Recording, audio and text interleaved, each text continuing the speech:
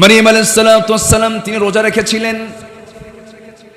আল্লাহ তাআলা তার গর্ভে একটা সন্তান দিয়েছিলেন। সেই সন্তানটার বাবার কোনো পরিচয় ছিল না। ইন্না মাসালা ঈসা কামাসালি আদম, ঈসার দৃষ্টান্ত হলো আদমের মতো। আদম আলাইহিস সালাতু ওয়াস সালামকে যেমন পিতৃহীন করে দুনিয়াতে পাঠিয়েছেন, আল্লাহ তাআলা ঈসা আলাইহিস সালাতু ওয়াস সালামকে কোনো পিতার পরিচয় দেন নাই, তার কোনো পিতা ছিল না। সন্তান পেটে চলে এলো। ফিলিস্তিনের বাইতুল আকসার পাশেই তিনি অবস্থান করছিলেন মারিয়াম আলাইহিস সালাতু ওয়াস সালাম। অনেক লম্বা কথা।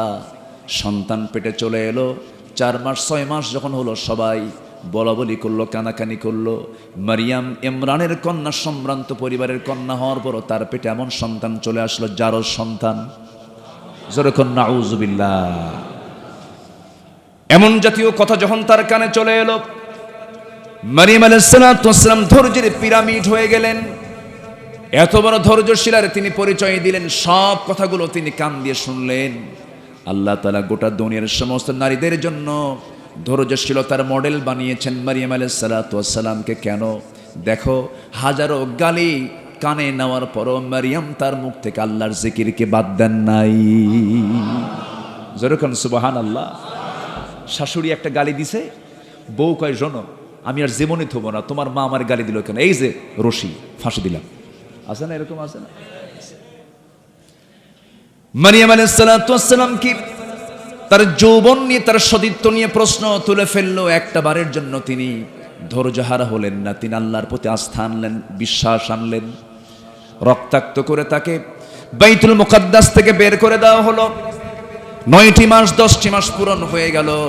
সন্তান পেটে 10 মাস যখন পূরণ হয়ে গেছে, আল্লাহ রাব্বুল আলামিন এই দুনিয়াতে 3টা নারীর জন্য সন্তান ডেলিভারির সময় পৃথিবীর কোনো ধাত্রী ব্যবস্থা করেন নাই। 3টা নারীর জন্য আল্লাহ রাব্বুল আলামিন সরাসরি ফেরেশতা পাঠিয়ে দিয়ে তাদের ডেলিভারি সম্পন্ন করেছেন। এর মধ্যে একজন ইব্রাহিম আলাইহিস সালাতু ওয়াস সালাম, আরেকজন হচ্ছেন আমার নবীর মা আমেনা। মা আমেনা বলেন, আমার শিশু মুহাম্মদ যখন আমার গর্ভ থেকে পৃথিবীর জমিনে আসে, আটা থেকে চুল টান দিলে যেমন টের পাওয়া যায় না, আমার শিশু মুহাম্মদ যখন আমার গর্ভ থেকে দুনিয়াতে আসে, আমি চুল পরিমাণ কোনো টের পাই নাই। নবীজি দুনিয়াতে যখন আসেন, তখন তার বাবা ছিল? আস্তে মানে বাবা ছিল? ছিল না। পৃথিবীতে যারা মহান ব্যক্তি, পৃথিবীতে যারাই মহান হয়েছেন, স্ট্রাগলের মধ্য দিয়ে তারা মহান হয়েছেন। বাবা ছিল না। তো মা তো খালি কান্দে, কারণ সন্তান জন্ম নিলে সবচেয়ে বেশি খুশি হয় কে? বাবা। সন্তান জন্ম দিয়ে মা আমেনার চোখের পানি আর বন্ধ হয় না, খালি কান্দে, চোখে পানি আর ফুরায় না, কাঁদতেছে কাঁদতেছে, অজরে ঝরায় কাঁদতেছে। আবু তালেব ছিলেন নবীজির আপন চাচা। মুসলিম না কাফের? বলেন কাফের। কিন্তু কাফের হলেও আমার রাসূল মক্কায় থাকাকালীন আবু তালেবের ঘরেই তিনি ছিলেন,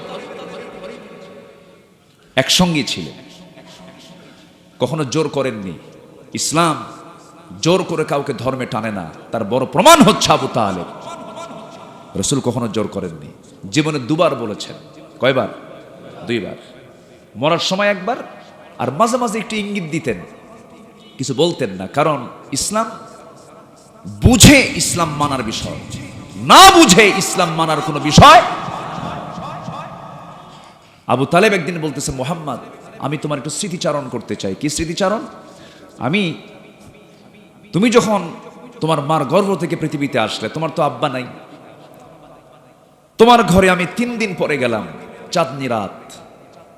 তোমার মা তোমাকে চাঁদনি রাতে, খোলা আকাশে চাঁদনি রাতে শুয়ে রেখেছে, 3 দিন বয়স। 3য় রাত্রিতে আমি যখন তোমাকে দেখতে পেলাম, তোমার মা তোমার কাছে নাই, তোমার মা দূরে থেকে শুধু কান্নাকাটি করছে। কিন্তু সেই সময় তুমি একা আছো। তুমি যখন একা আছো, সেই সময় দেখতে পেলাম মুহাম্মদ, আমি কি চোখে ভুল দেখছি কিনা জানি না, তোমার ডান হাতটা যখন বাম দিকে নিয়ে আসো, চাঁদটা বাম দিকে চলে যায়। আবার যখন তোমার বাম হাতটা ডান দিকে নিয়ে যাও, চাঁদটা ডান দিকে চলে যায়। যখন তুমি তোমার 2টা হাত নিচের দিকে টেনে আনো, চাঁদ তোমার কাছাকাছি চলে আসে। আমি কি ভুল দেখছি নাকি মুহাম্মদ বলো। রসুল বললেন, ও চাচা আপনি ভুল দেখবেন কেন? জন্মের পূর্বেই বাপকে হারাইছি আমি। আমার জন্মের পূর্বে আমার মা স্বামীকে হারাইছেন। স্বামী হারার যে যন্ত্রণা, তার ক্ষতটা দূর হচ্ছে না। তিনি আমার চেহারার দিকে তাকালি বারবার কান্নায় ভেঙে পড়ছেন, তার ভাল লাগতেছে না। মা আমাকে সময় দিতে পারছেন না, তার কষ্টের কারণে মা আমার থেকে দূরে দূরে থাকেন। বারবার স্বামীর কথা মনে হয়ে যায়। সেই জন্য মহান রব্বুল আলামিন সেই সময়টার জন্য আকাশের চাঁদটাকে আমার জন্য খেলনা বানায় দিয়েছিলেন। আমার নবীজির সম্মান কে দিয়েছেন? কে দিয়েছেন? আল্লাহ দিয়েছেন। আরেকজন হচ্ছেন ঈসা আলাইহিস সালাতু ওয়াস সালামের জন্মের সময় মারিয়াম যখন ডেলিভারি সময় হয়ে গেল, নির্জন পরিবেশ, কেউ নাই, বাইতুল মুকাদ্দাস থেকে বেশ কিছু দূরে বায়লহামা উপত্যকার দিকে, সে জায়গায় তিনি গিয়ে আশ্রয় নিলেন। ঘুমন্ত অবস্থায় ডেলিভারি হয়ে গেছে। ঘুম থেকে জাগা পেয়ে দেখেন সদ্য ঈসা আলাইহিস সালাম হাত পা নড়াচড়া করছেন। অসম্ভবকে সম্ভব করতে পারেন তিনি কে? আসতে বলবেন না, তিনি কে? পৃথিবীর কোন প্রাণীর সন্তান ডেলিভারিতে কি সিজার লাগে? গরুর সিজার লাগে, ছাগলের লাগে, কুকুর, শ্রীগাল, মানুষের আগে কি লাগতো? আগে তো লাগতো না, এখন লাগে। লাগে না লাগায়? কি ম্যাক্সিমাম লাগায়। সম্মানিত ভাইয়েরা, আমরা এত নোংরা হয়েছি, এত নোংরা। সন্তান নরমাল ডেলিভারি হয়ে যাবে, কোনো সমস্যা নাই, কিন্তু হসপিটাল চলতে হবে, তো ডাক্তারের বিল তো তৈরি করতে হবে। এরকম হসপিটাল তো আমার দেশে নাই। আসতে কয় আছে না নাই? রমজান মাসে হসপিটালের ব্যবসা কি মজবুত না দুর্বল? বলেন দুর্বল। যে কোনো মালিককে বলবেন, ভাই ব্যবসা কেমন চলে? ভাই ব্যবসা নাই। মানে কি? রমজানের বরকত আছে। বলি আলহামদুলিল্লাহ। আমি ডাক্তারদেরকে আমি গালিগালাজ দিচ্ছি না, একটু বোঝার জন্য বলছি। চিকিৎসার সেবা কি জানেন? আপনি যদি কোনো চিকিৎসা ভালো সেবা দিতে পারেন, মানবতার সেবায় আপনি যে কাজটা করলেন, এই সেবা আপনাকে জান্নাতে নিয়ে যাবে। কিন্তু ম্যাক্সিমাম জায়গায় এতটাই ভয়াবহ, নর্মাল ডেলিভারি হয়ে যাবে, কোনো অপারেশন লাগবে না, সিজার লাগবে না, অযথা সেখানে পেট কেটে সিজার করে একটা মানুষকে খুন করা হচ্ছে। বেদনা কি বলে, ব্যথানাশক ঔষধ প্রয়োগ করা হচ্ছে। এটা কি শুধু শুধু গুনাহ না বড় গুনাহ? বড় গুনাহ। আমরা অবলীলা এগুলো দেখতে পাচ্ছি। সম্মানিত ভাইয়েরা, আল্লাহ তাআলা সৃষ্টি করেছেন, তিনি ন্যাচারাল বান্দার জন্য কোনো কষ্ট না হয়, কোনো সৃষ্টির জন্য কোনো কষ্ট না হয়, সেজন্য ব্যবস্থা রেখেছেন। তিনি কে? আল্লাহ তাআলা। কোনো নার্স লাগে না, কোনো ধাত্রী লাগে না, কোনো প্রাণীর, কোনো জন্তুর লাগে না, এগুলো হয়ে যায়। সম্মানিত ভাইয়েরা, মারিয়াম আলাইহিস সালাম যখন ঘুম থেকে জায়গা পেয়ে দেখেন সদ্য সন্তান ঈসা হাত পা নড়াচড়া করতেছে, খুব আনন্দ পেলেন, দুধ খাওয়ালেন, সন্তানটাকে আদর করলেন, স্নেহ করলেন। ইতিমধ্যেই হুকুম চলে এলো, মারিয়াম তোমাকে লোকালিটিতে যেতে হবে, মানুষের মধ্যে যেতে হবে। কেন? না, তোমাকে যেতে হবে। তিনি বললেন, আমি কেমন করে জবাব দেব? আমাকে তো এর আগে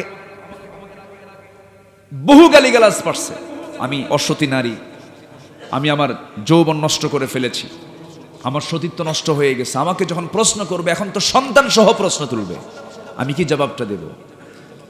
সেই সময় আল্লাহ রাব্বুল আলামিন তাকে জানিয়ে দিলেন, হে মারিয়াম, তুমি সেই সময় এই কথাটা বলে ফেলবে, ইন্নী নাযারতু লিররহমানি সাওমা। তুমি বলবে, আমি রোজাদার, আমি কোনো কথা বলবো না, যত কথা তোমরা সন্তানকে প্রশ্ন করো, সন্তান প্রশ্নের জবাব দিয়ে দেবে।